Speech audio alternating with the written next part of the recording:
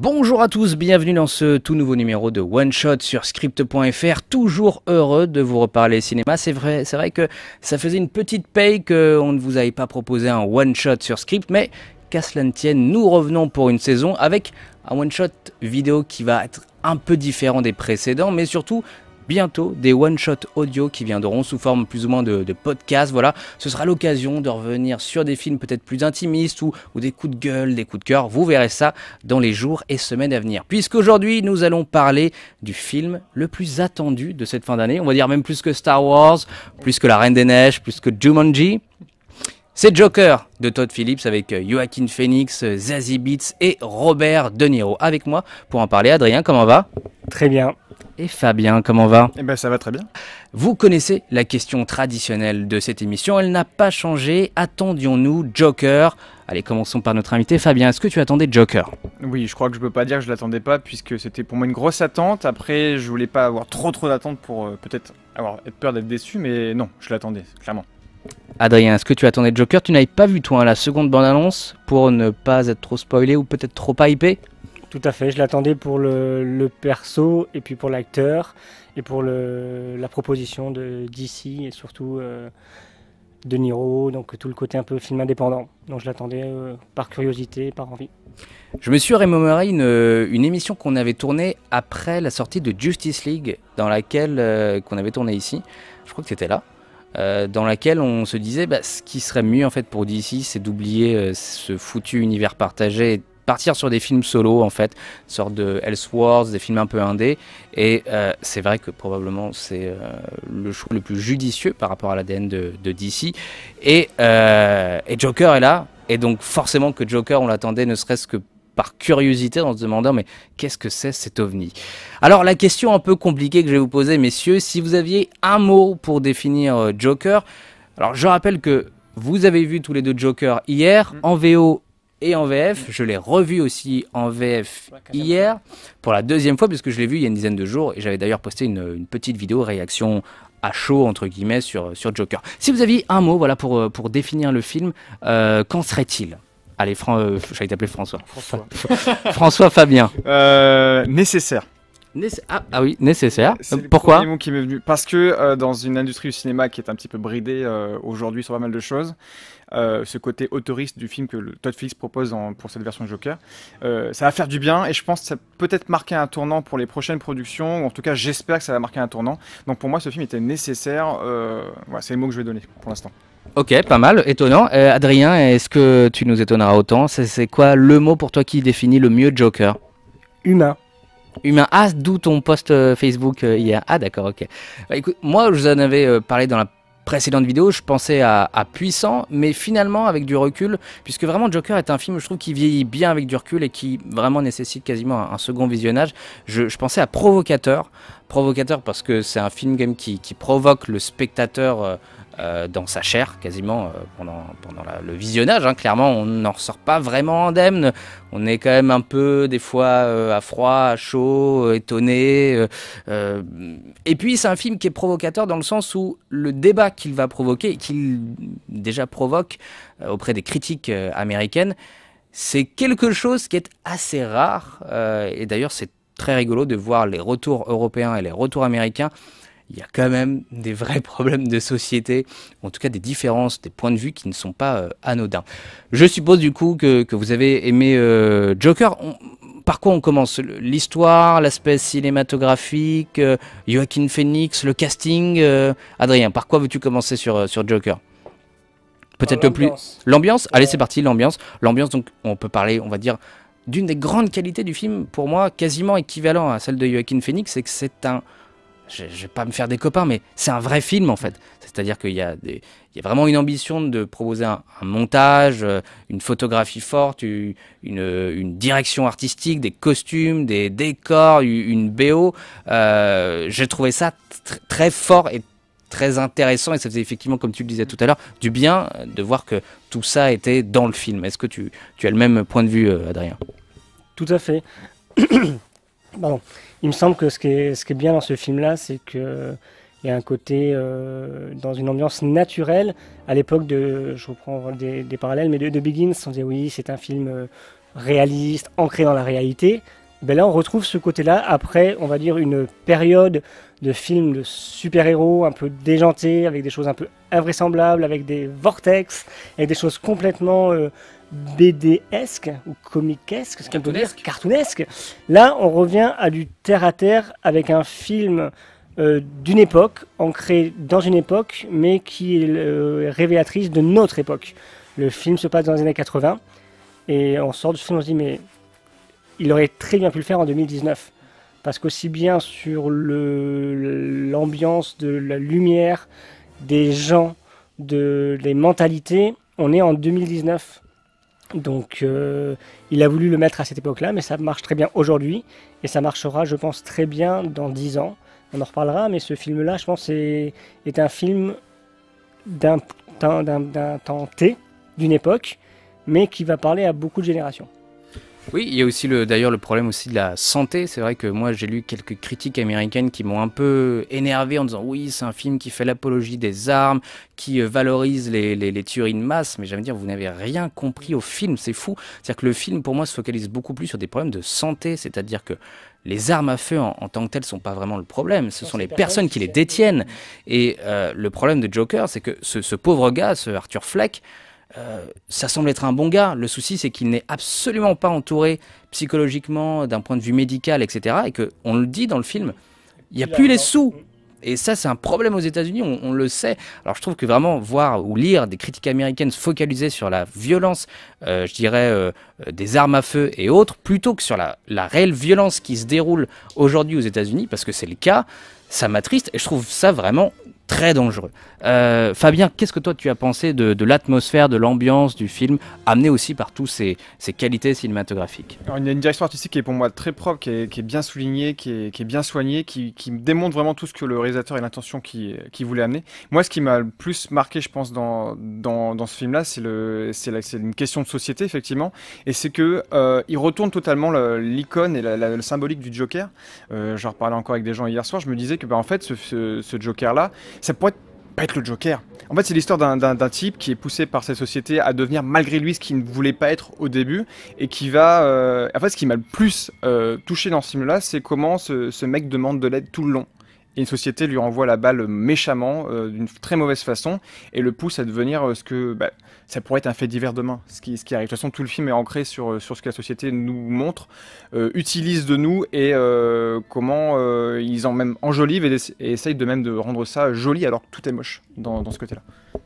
Et je pense qu'il y a aussi une bonne critique aussi de tout ce qui est talk show, on va dire. D'aujourd'hui, aussi bien à l'époque, c'était les années 80, on va dire, les prémices, un peu le côté où il y avait vraiment des grandes, voilà, comme tu dis, des grands noms de late show aux États-Unis. Mais finalement, c'est des émissions faites pour se moquer.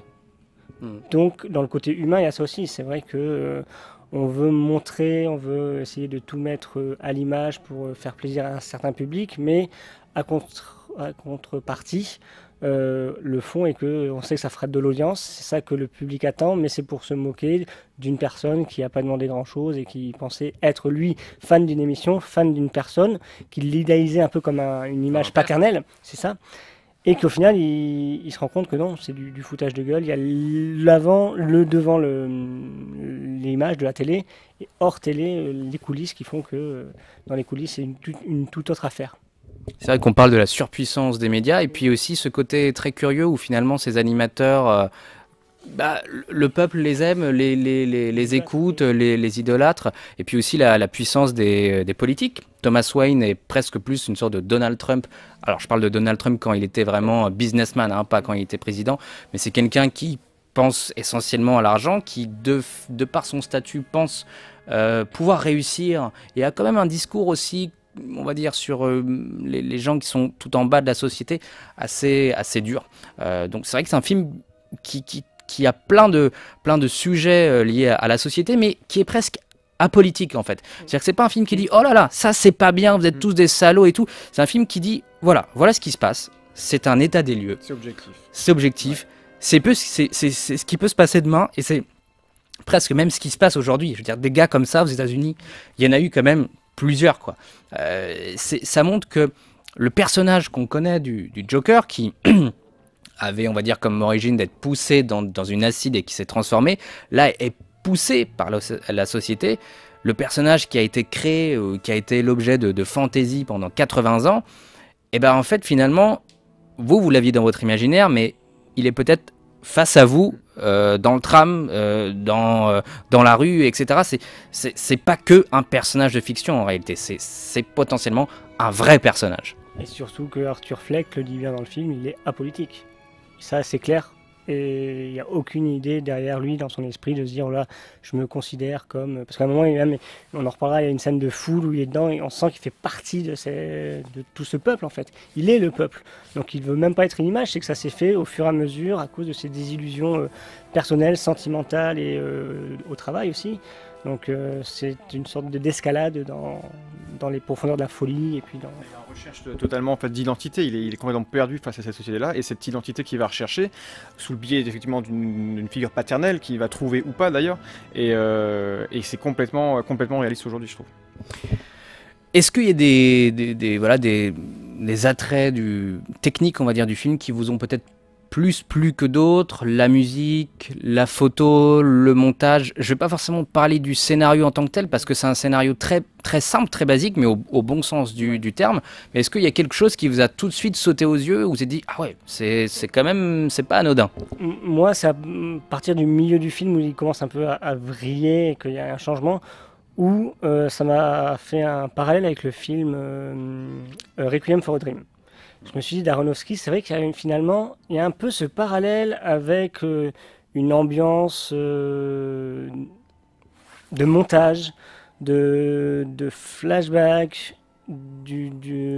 d'univers de mentalité, de la maladie, la drogue, tu vois.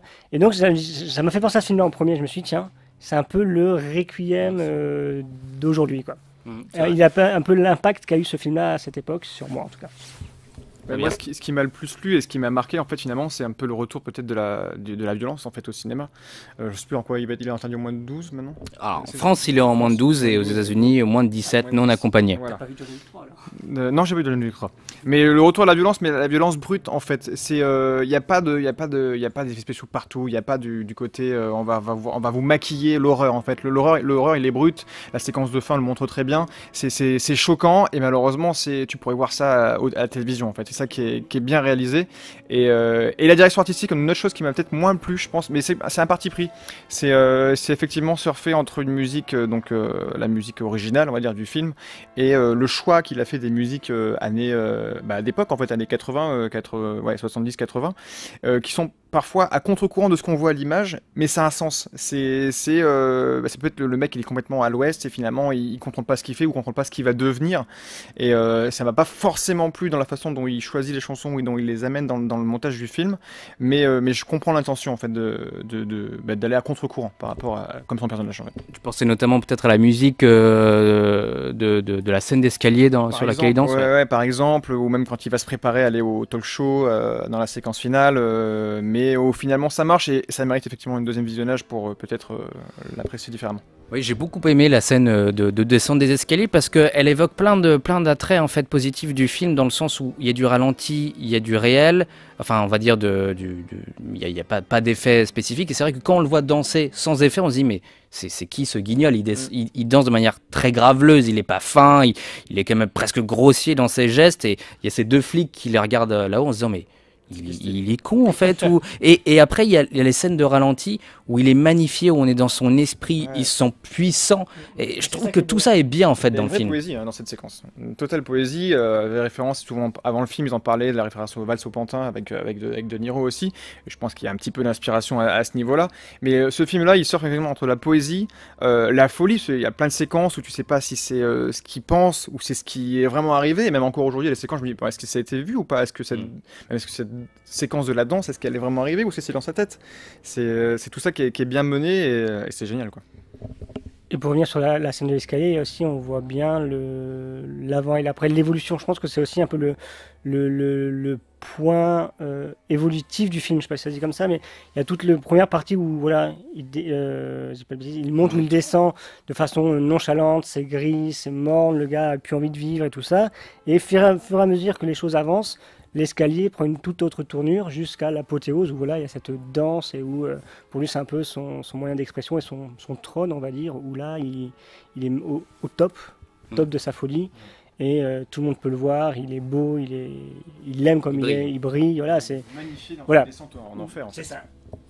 Pas mieux. Moi, je dois dire quand même avoir beaucoup aimé la BO. Si vous avez l'occasion, vous pouvez la réécouter. Elle est dispo sur Spotify, sur Deezer, etc. C'est la compositrice de Tchernobyl et de Sicario numéro 2. C'est une musique très différente de ce qu'on a dans le comic book movie, très violon, mais qui est très très belle à écouter, qui est vraiment émouvante en fait en tant que telle. Et je trouve qu'il sert vraiment bien à la fois le film, le personnage et l'ambiance. Parlons du casting. Bon, c'est très compliqué d'expliquer l'interprétation de Joaquin Phoenix parce que je la trouve, moi je peux pas dire incroyable ou pas parce que je trouve que ça minimise tellement le gars a un niveau de puissance sans limite. Il est en roue libre mais il contrôle quand même sa trajectoire. Il tient le film quoi, il tient vraiment le film. Ah oui non, moi j'ai rien à redire sur sa prestation. Du rire, à la perte de poids, à ses mimiques. Et puis on sent bien dans son regard des moments où le gars, il a pris corps de ce personnage et il l'a réinterprété à sa sauce. Évidemment, on va forcément faire des parallèles avec Nicholson, avec Heath Ledger, forcément. Mais là, il nous propose un truc qui fonctionne très bien et on n'en demande pas plus. Et le côté, en fait, transformation du passage de Arthur Fleck en Joker, elle arrive très tardivement. Mais c'est génial. D'ailleurs, en toute honnêteté, ne faites pas ces foutus comparatifs de qui est le meilleur ou quoi. Je veux dire que le Joker de Nicholson, il n'aurait pas collé dans les films de Nolan. Le Joker de Nolan, je suis pas sûr qu'il aurait bien fonctionné avec cette version-là. Et celui de Leto, enfin, chaque fois, ça colle bien avec les univers des réals. Moi, je trouve que c'est ça qui est bien avec le personnage du Joker, et c'est quasi une exception dans la pop culture, c'est que il y a mille et une interprétations de ce personnage. Il y a 3 ans, on n'aurait jamais imaginé voir un Joker comme ça au ciné. Et ça se trouve, dans 10 ans, on se dira « Wow, ils ont fait encore un truc, mais fallait y penser. » C'est fou, en fait, parce que on rigole, on peut être étonné, il y a des côtés pervers, il y a des côtés... Enfin, il y a encore plein de choses à faire sur Joker. Et surtout que dans les comics, il a encore évolué récemment, donc c'est pour ça. Il y a le cinéma, il y a le comics, mais je pense que c'est vraiment un personnage où on va être de plus en plus surpris et on peut tout faire, quoi. Fabien, quelques mots sur l'interprétation de Joaquin Phoenix. C'était pas évident de passer après tous ceux qu'on a pu voir adaptés, effectivement. Mais là, ce qui marche, je pense, et ce qui a de l'importance, c'est que là, c'est une vraie origin story sur tout le long du film. Je veux dire, dans les autres films, le Joker était soit déjà présent comme il est, soit était amené très rapidement, comme dans Nicholson, par exemple. Là, c'est... Non, c'était pas évident. Moi, j'ai eu peur. Je me suis dit, est-ce que ça va marcher? Est-ce que vraiment... Et non, il tient complètement la route. On peut pas le comparer. En fait, aucun Joker, pour moi, n'est comparable dans toutes les licences cinéma qu'il y a eu avec le Joker. Et non, c'est un très grand acteur. Je l'adorais déjà avant. Et là, il m'a bluffé. Ouais, non, il m'a bluffé, il tient son rôle, il y a pas de fausses notes, tout est justement amené, il en fait pas des caisses pour en faire des caisses, et même s'il est amené jusqu'aux Oscars et peut-être qu'il le sent venir, il le mériterait peut-être, je pense. Oui, non, mais je pense que ce sera compliqué pour lui après, en fait, même parce que le rôle est tellement puissant. C'est le personnage aussi qui veut ça, hein, bien sûr. C'est sûr que s'il interprète un petit papa qui a, je sais pas, sa fille qui a une béquille, enfin bon, disons que le rôle est tellement puissant qu'à un moment donné, pour un acteur, je pense que c'est le top du top d'interpréter ce type de personnage, et il a réussi vraiment à offrir multidimensions qui sont vraiment fascinantes. Quelques mots quand même aussi sur peut-être Bob De Niro, qui je trouve on fait pas des caisses non plus, quoi. Enfin, moi je trouve que Robert De Niro ces dernières années c'était pas la fête quoi, hein, surtout quand il est dans l'aspect comique. Voilà. Comédie, ouais. Non, après ça aurait pu être n'importe qui en fait. Que ce soit De Niro, c'est peut-être juste un effet commercial, marketing, peut-être, je sais pas. Bah, je trouve que ça fait aussi écho au film de Scorsese où c'était quand même l'inverse, quoi. Mais sinon, tu mettais n'importe qui, je pense. Après. Moi, je l'aime bien. Je trouve qu'il a encore une fois la petite figure paternelle. Il a la bonne gueule. Ça fait plaisir. Et je trouve qu'il cabotine pas en fait. Il en fait pas de trop. Il fait pas ses mimiques. Je trouvais que c'était vraiment agréable en tout cas de le voir. Et puis je pense que s'ils ont pris quelqu'un qui est quand même commence à être âgé, c'est aussi pour avoir cette connotation d'une société qui est vieillissante et qui ne regarde plus la jeunesse arriver parce qu'elle est dans un état pitoyable et qui se base que sur des acquis. Et puis De Niro représente quand même la bonne vieille Amérique des années 80-90. Donc non, il est très bien. Il en fait pas, ce sera pas un rôle marquant peut-être pour sa carrière, mais je trouve qu'il colle bien au film. D'autant plus que cette année il y a The Irishman, donc c'est vrai. J'ai envie de revenir sur l'aspect adaptation, puisque beaucoup de gens se demandaient est-ce qu'il y a Batman, il n'y a pas Batman. Il y a Batman sans avoir Batman, puisqu'il y a Bruce Wayne et la famille Wayne. C'est pas que anecdotique, hein, c'est-à-dire que ça fait partie de l'intrigue. Alors c'est vrai qu'ils auraient pu appeler Thomas Wayne Robert Dupont, bon, concrètement ça aurait été à peu près la même chose, mais ça pouvait être très casse-gueule. Au premier visionnage, des fois je me suis dit c'est peut-être parfois un peu curieux, est-ce que c'était vraiment nécessaire? Et à la seconde vision du film, je me suis dit c'est bien en fait, parce que ça permet de revisiter aussi certaines scènes mythiques, on va dire, de l'univers de Batman, et en incluant ça de manière très naturelle, je trouve. Non, j'ai rien de plus à dire, ça fonctionne. Voilà. Non, en fait, moi j'ai eu un peu peur au début, je me dis s'il l'ancre trop et s'il le rattache trop pour juste faire un clin d'œil, parce on se sentait d'être forcé de faire un clin d'œil à ça. Il y a une séquence au milieu avec Bruce Wayne jeune qui n'était pas forcément nécessaire, mais du coup, non, c'est bien dosé, c'est dosé avec parcimonie, effectivement, comme dit, très naturellement, et c'est même à la fin même logique aussi de voir certaines choses qu'on aimait revoir peut-être aussi amener. Moi j'aimais bien la scène avec Bruce, avec le sourire où tu les vois la première fois se rencontrer, tu fais wow, c'est là où ça commence quoi, sans que l'un sache ce que l'autre va devenir, et ce qui est assez. Et d'ailleurs, ça c'est vraiment très très anecdotique, vous allez dire, mais c'est complètement con. Mais il y a cette petite scène juste avant, on voit Bruce Wayne qui est dans une sorte de manège un peu dans le jardin Wayne, et à un moment donné, il descend une rambarde comme ça. Oui. Je me suis dit, je sais pas si c'est un petit clin d'œil à la série télé où pour entrer dans la Batcave, il fallait qu'il passe par une rambarde de pompiers. Oui. Mais je me suis dit, c'est assez rigolo. J'avais pas fait tilt, mais oui. Mais la scène du sourire, je la trouve. Je trouvais bien, effectivement. On peut être pompier ou Batman. Il a choisi Batman. Voilà. Moi, je suis pas sûr que son père aurait souhaité qu'il soit pompier. Et puis, effectivement, la scène du meurtre des Wayne, que j'ai trouvé bien aussi, parce que c'est vrai que oui, vu et revu, mais malgré tout, tu vois, dans les précédentes interprétations, que ce soit dans les dessins animés, les séries, les films, même dans la BD, c'est toujours magnifié ou mise en scène, où tu as des ralentis, tu as des cadres très spécifiques. Là, c'est brut. C'est genre, c'est dans une rue, ça dure 10 secondes, c'est une conséquence directe. Tous les plans, les clins d'œil sont là, le collier de la femme. Mais je veux dire qu'il n'y a pas les ralentis oui, voilà, à la Snyder.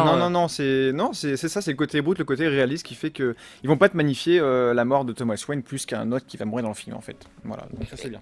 Exactement. Un mot peut-être quand même de la fin. Alors, on va dire la fin style grosse manif où ça commence à péter. Et puis aussi un mot sur la fin. Je dirais que plutôt la fin épilogue, puisque... écoutez, si vous ne voulez plus en savoir, enfin si vous ne voulez pas en savoir plus, eh bien, à très bientôt. Voilà, mais quand même, discutons quand même de ce scène. Oui, je trouve que c'est nécessaire quand même. Adrien, qu'est-ce que tu as pensé de la fin et de l'épilogue, on va dire les 15 dernières minutes? Alors, on va dire depuis l'émission de Murray. C'est vrai que l'émission de Murray a été un électrochoc parce que perso, je m'y attendais pas du tout. Donc tu dis, ah ok, une étape est franchie. D'ailleurs, ça réagit comment dans la salle à cette scène-là? Ouais, on sentait qu'il y a un côté surprise, quoi. Après, les trucs de l'émeute, j'ai beaucoup apprécié. J'ai vraiment un plan moi qui m'a marqué, c'est quand voilà, il le sort de la voiture, il le porte comme un symbole Jésus qui pose pour sa résurrection. Il se lève, son truc avec le sourire, avec le sang, c'est génial. Franchement, c'est là où c'est flippant de se dire que le personnage est charismatique. On se dit putain, trop la classe, trop beau, trop fort, putain, c'est un putain de sociopathe. On est là à adorer, à soulever en héros, comme on dit, vous êtes le héros, un symbole d'un sociopathe qui tue des gens de façon froide. Mais comme après il explique le pourquoi du comment. Mais on se dit, merde, ça nous fait se reposer en question de... Mais finalement, pourquoi j'aime ce perso? Je devrais plutôt me dire, bon Dieu, je suis moi-même barge, quoi. Donc il y avait ça, toute cette partie, c'est bien amené, c'est logique, c'est super. Et la fin, pour moi, il y a une scène de trop qui m'interroge, c'est la scène à l'asile, où elle n'était pas forcément nécessaire, parce qu'après on se dit, mais ça aurait pu très bien se finir sur lui, sur le capot de la voiture, tu vois, debout et se faire applaudir, etc. Et se terminer sur ça. Là, je ne l'ai pas trop comprise, et c'est comme dans les autres séquences du film, on peut se poser la question de est-ce réel, quoi. Mais surtout, ne faites pas de suite, quoi. Non, je pense que franchement, voilà, je pense pas qu'il y ait de suite. J'aurais trouvé ça curieux qu'en fait le film se termine sur la scène sur le capot de la bagnole, en fait, parce que c'est vraiment dire ce gars est un héros. C'est terminer le film comme ça, quoi. C'est compliqué. C'est quand même compliqué, je trouve. Cette séquence-là, c'est la naissance du. Pour moi, c'est le moment où le Joker est né, en fait. C'est parce qu'il a la confirmation, il peut la plus profession de foi. Voilà, il sait, c'est très christique, tout le monde l'applaudit. Là, il se dit, ok, je suis devenu quelque chose que je ne pensais pas être et je dois maintenant assumer. Et effectivement, comme je suis assez d'accord avec toi, ça pourrait pas finir sur ça si on sort vraiment l'apologie, peut-être d'un côté trop négatif, parce que le film reste quand même très pessimiste. Il n'y a pas beaucoup de rayons de soleil dans ce film. Mais la séquence finale, effectivement, le dernier dialogue dans l'asile ne me dérange pas. C'est peut-être plutôt le dernier plan, en fait, qui peut être encore imaginé dans la tête de ce personnage qui est enfermé dans sa bulle encore. Donc c'est pas la meilleure scène de fin, mais ça pouvait pas finir effectivement sur la séquence d'avant. C'est vrai que la fin, cet épilogue peut paraître un peu curieux. Moi, il me rappelle Killing Joke, dans le sens où à la fin du comic book Killing Joke, on sait pas en fait ce qui est vrai, ce qui est pas vrai, ce qui est de l'ordre du fantasme ou non. Je pense que ça a été une volonté de Todd Phillips constamment d'interroger en fait le spectateur. On sait pas en fait, hein. Ça se trouve tout le film en fait est une pure création de son esprit. Peut-être que c'est vrai qu'entre la psychiatre de la fin et du début, il y a quand même aussi des ressemblances physiques. Oui. Alors on se demande, est-ce que en fait depuis le début, il est pas en train de lui parler et il s'imaginait certaines choses. Et d'ailleurs dans la première version du scénario, il y avait assez régulièrement un chat qu'on voyait dans le film qui permettait en fait au spectateur entre guillemets de comprendre ce qui est de l'ordre du réel, ce qui est de l'ordre de la folie et de l'esprit de... voilà, ça a été effacé au montage, mais c'était pas... au montage, ou en tout cas en post-prod, ou à l'écriture, ou bref, ou pendant le tournage. Bon, c'est pas un mal. J'avoue que l'épilogue, c'est pas ma partie préférée du film, mais comme souvent d'ailleurs dans des romans, je trouve que les épilogues, c'est vraiment pour expliquer, pour que voilà, il y ait peut-être pas une fin trop crue, quoi. Un dernier mot, peut-être tiens votre scène favorite de Joker. J'ai ma petite idée me concernant. Peut-être que je vais la dire en attendant que vous réfléchissiez, je ne sais pas. Une favorite, beaucoup, voilà. mais, Ou peut-être un petit. Limite, une séquence qui m'a fait que je trouvais très très sympa en fait, c'est parce que la fin est quand même assez inattendue. Enfin, sur la finalité vraiment de la séquence au talk show est très inattendue. Et en fait, pendant une bonne partie du film, il va se préparer à cette rencontre face à au présentateur de De Niro qui l'adore en fait. Et toute cette présentation où il s'y croit vraiment. Et au finalement, dans le film, tu l'attends, même sur l'entrée, il l'a fait même pas comme il l'a prévu. Il change tout parce qu'il a quand même perdu les pédales. Et je trouve que du coup, cette séquence prend beaucoup d'importance dans comment le Joker devient le Joker en fait. Voilà. Moi, je suis dans une de mes préférées. Je suis dans ta continuité, la scène où vraiment où je me suis presque mis à parier en me disant oh là, le gars mais c'est vraiment un génie, c'est son arrivée en fait dans l'émission de Murray où il est vraiment, mais alors là c'est le truc qu'il rêve depuis qu'il est gamin, et là il arrive, il fait sa danse et tout, il est comme ça, il serre la main. Salut, je vais te tuer après. Peut-être pas, mais peut-être. Il voit la bonne femme, il l'embrasse et tout. C'est genre, la vieille, on en a rien à foutre. Et là, les gens, ils se disent, mais qui est ce mec, quoi? Et il est en roue libre totale. Mais j'ai trouvé ça, je fais, le gars est vraiment génial, quoi. Là, je me dirais peut-être la danse chez lui, dans sa salle de bain, là, quand les cheveux, là, il est en slip. Qui est une scène d'ailleurs improvisée. Mais elle est géniale. Je trouve que là, on sent bien déjà le travail du corps, de la choré, toute la folie du perso, ça y est, qui est pris en lui. Donc celle-là est assez marquante. Ouais, je vois celle-là. Et puis après, c'est vrai qu'il faut le revoir une deuxième fois, mais celle-là m'a bien plu. Et puis il y a quelques plans, des gros plans de visage où tu dis, putain, le mec est charismatique. Déjà, le Joaquin Phoenix a un regard, quand tu vois en interview, tu te dis, putain, le gars, il faut passer des heures devant lui. Il a un truc. C'est un acteur quand même qui est spécial de base. De par son origine et son histoire aussi. Hein. Oui, bien sûr, qui est spécial. Donc, qui pouvait mieux l'interpréter que lui aujourd'hui, en fait? Aujourd'hui, en tout cas. Tu vois, il a son petit bec de lièvre, il a tout ça. Il a fait que.